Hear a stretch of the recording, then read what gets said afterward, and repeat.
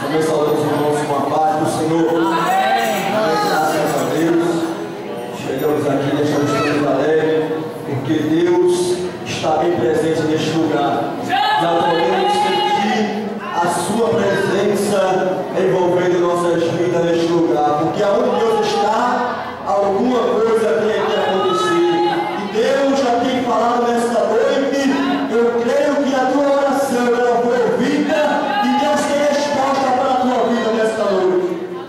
Então eu vou dar para deixar uma saudação e queremos deixar aqui um versículo como saudação em nome de Jesus, o livro de Salmos, de número 46 e o versículo 10, que nos diz: aquietai-vos e sabeis que eu sou Deus, serei exaltado entre as nações, serei exaltado sobre a terra.